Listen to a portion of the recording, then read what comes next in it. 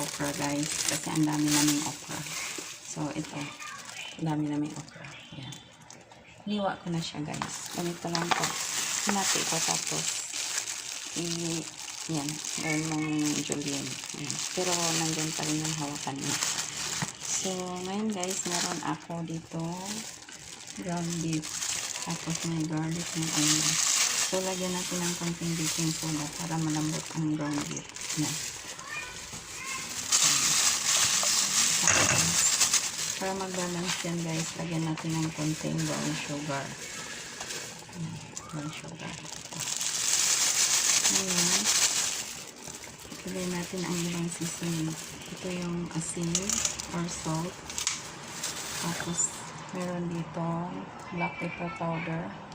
Meron ditong paprika. Tapos ito cornstarch, ito flour. Ito ay taco seasoning mix. At ito naman ay turmeric.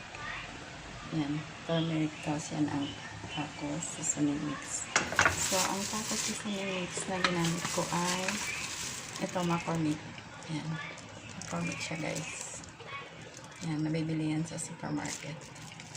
So, ibinto-binto lang tayo kapag maraming grasya na masasayang. So, lagay ko na ang harina at ang cornstarch at spices.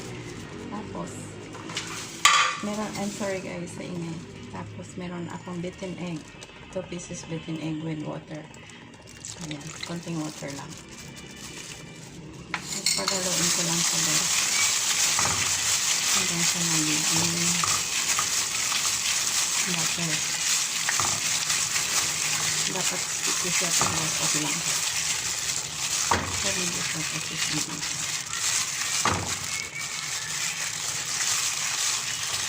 So, meron na akong mainit na mantika dyan guys.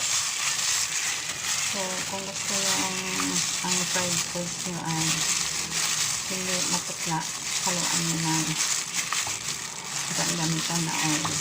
May oil ako dyan na pero na ulamit ko isang beses pa lang. So, binagdag ko sa oil. Pero yung mga taong ayaw gumamit ng 2 beses oil. Fresh oil natin. Kapatid ko isang beses lang siya gumamit ng oil. Kasi takot siya. So, ganito lang guys. Ilagay na lang natin lahat ng okra dyan. Yan, lipat ko dyan. Lahat ng okra para madip siya. At hindi ko nahirapan sa ating pala. So, yun na guys. Tapos i-fry na natin. So, fry on low heat lang. Hindi yan mag-splatter kasi may harina. So, ito. Lipat na natin ito. Tanggalin ko na yung buntis ko kasi nahirapan ako.